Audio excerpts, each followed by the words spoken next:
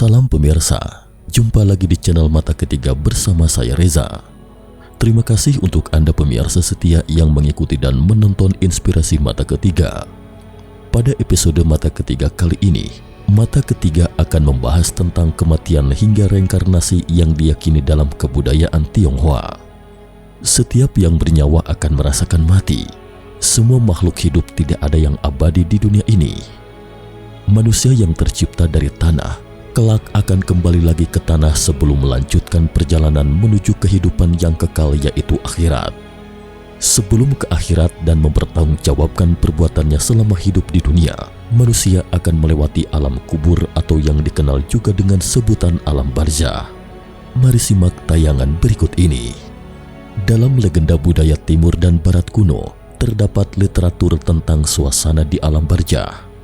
Alam barzah ini juga dikenal sebagai dunia bawah, yakni tempat berpulangnya jiwa-jiwa, suatu kehidupan setelah kematian atau suatu dunia orang mati. Sejak zaman kuno, tempat manusia hidup di dunia disebut dalam bahasa Tionghoa Yang Cian atau Yang Cien atau dunia manusia. Tempat ini di mana jiwa setelah kematian disebut dunia bawah atau alam barzah. Tidak peduli seberapa warasnya seseorang, mereka selalu dipenuhi ketakutan ketika perlahan-lahan menjadi tua dan mati. Yakin banyak orang yang sangat penasaran dengan dunia bawah atau alam barzah dan ingin mengetahui seluruh proses dunia bawah setelah kematian. Menurut legenda, setelah seseorang meninggal dunia, utusan dari alam barzah yakni Wu Chang akan membawa roh mereka yang sudah meninggal dunia, kemudian diserahkan kepada Niu Tao Ma Mian, sepasang penjaga menakutkan dari alam barzah dalam mitologi Tiongkok. Sebagaimana arti nama mereka, Niu Tao memiliki kepala kerbau dan Ma Mian berkepala kuda. Niu Tao Ma Mian akan membawa roh mereka ke gerbang arwah atau roh manusia yang telah meninggal. Ini adalah jalur yang harus dilewati roh yang sudah meninggal dunia di alam barzah untuk diadili sebelum bereinkarnasi. Setelah melewati gerbang arwah, kemudian ke dunia arwah yang hampa. Di ujung jalan di sana ada sebuah sungai Wang Chuan dan sebuah jembatan di atas sungai yang disebut jembatan Naihe, yakni pintu masuk di dunia bawah atau alam barzah. Setelah melewati jembatan Naihe, ada platform tanah bernama Wang Xiang Tai, yakni suatu tempat yang bisa melihat suasana di dunia manusia, tapi tidak mungkin bisa kembali lagi saat melewati Wang Xiang Tai. Saat itu, jenazah di dunia manusia akan dimasukkan ke dalam peti mati. Wang Xiang Tai ini mungkin merupakan maksud dari Bodhisattva Dewi Kuan Im, yang mana berempati pada makhluk hidup yang tidak ikhlas untuk mati, yang merasa berat meninggalkan keluarganya di dunia manusia.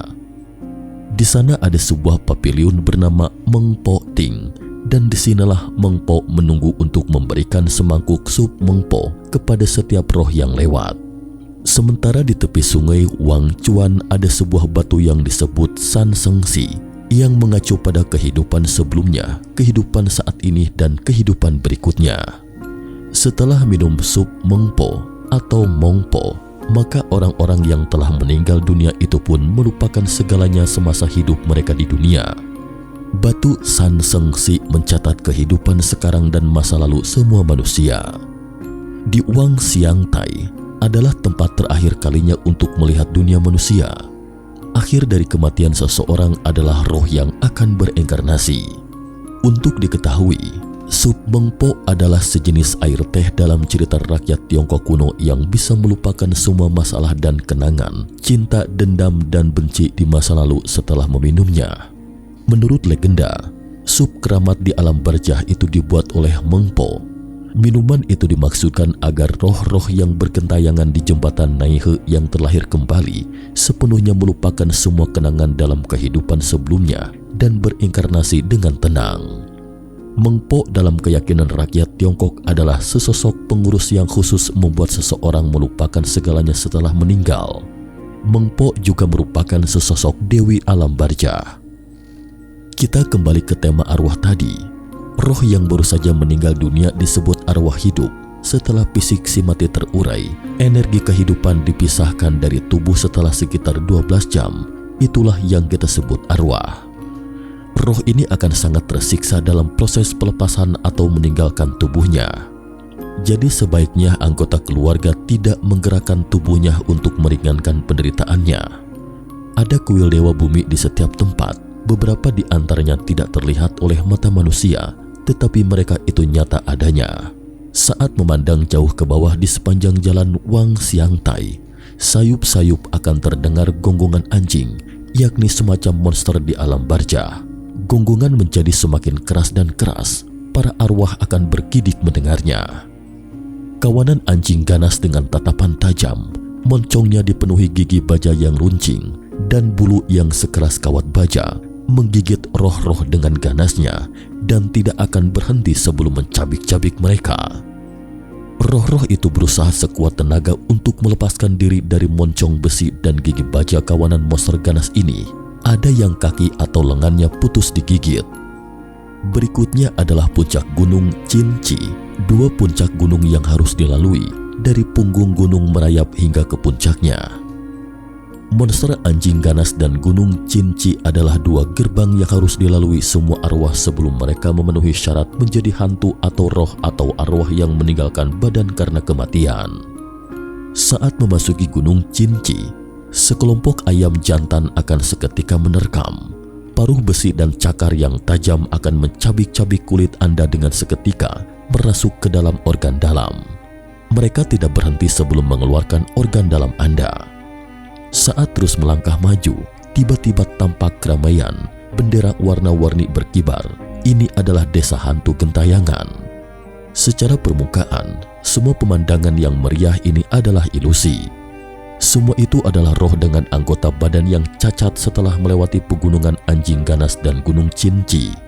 Mereka tidak dapat bergerak maju karena anggota tubuh mereka yang cacat, sehingga harus tinggal dan berkumpul di desa hantu ini menunggu mereka yang terlena dengan kegembiraannya atau tubuh yang sehat tiba, kemudian mencari tubuh baru untuk melanjutkan perjalanan ke dunia bawah atau alam barja. Setelah melewati desa hantu ini, Anda akan tiba di sebuah kota alam barja. Anda harus minum air khusus setelah tiba di tempat ini agar Anda dapat berbicara jujur, melaporkan dengan jujur berbagai kejahatan semasa hidup di dunia, dan menunggu interogasi Raja Neraka. Setelah meminum air khusus ini, Anda hanya akan menjadi hantu dan menunggu diadili. Ada dua gerbang di kota Fengtu.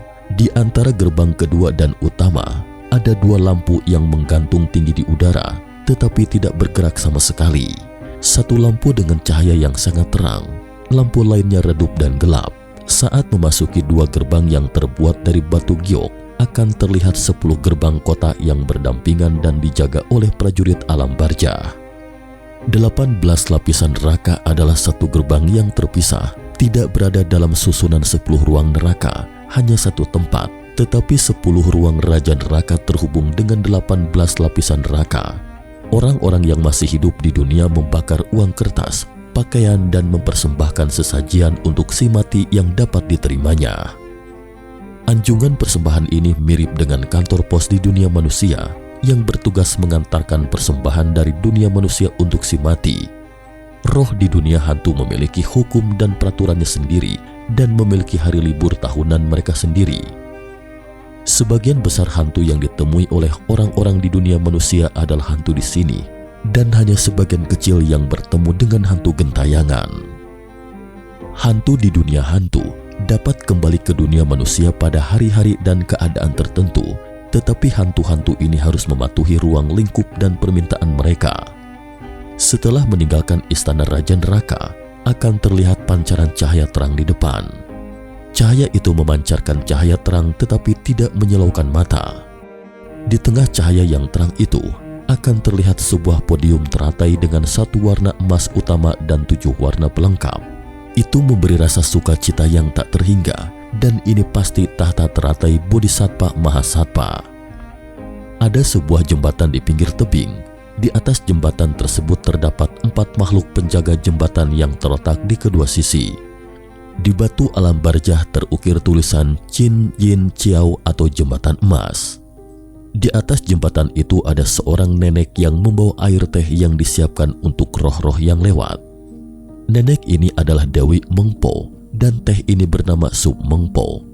Setelah meminum sup ini dengan terlupakan segala peristiwa semasa hidup di dunia dan reinkarnasi di seluruh penjuru dunia, di jembatan emas itu ada 6 jalur melingkar yang memancarkan cahaya warna-warni. Ini adalah 6 jalur reinkarnasi. Melompat ke jalur mana Anda akan bereinkarnasi. Ilmu pengetahuan saat ini tidak dapat menjelaskan dunia kehidupan seseorang setelah meninggal. Bahkan sekarang para ilmuwan baru mulai memahami sepenuhnya proses kematian itu sendiri. Beberapa metafora kuno membandingkan saat kematian dengan satu titik waktu atau detik-detik terakhir dari kehidupan. Bagaimanapun, hidup adalah serangkaian proses yang kompleks, dan ketika berakhir, kematian tidak dapat diurai menjadi seketika. Sel-sel diurai setelah kematian, ini jelas dan pasti. Tetapi perilaku, karakteristik, dan rupa atau raut wajah akan terus berlanjut hingga ke keturunannya. Nah pemirsa, cukup sekian dulu mata ketiga hari ini. Bagaimana pendapat pemirsa tentang konten video mata ketiga? Jangan lupa tinggalkan pesan agar mata ketiga bisa lebih baik dan semakin baik ke depannya mengungkap misteri dunia. Terima kasih atas perhatiannya. Sampai jumpa.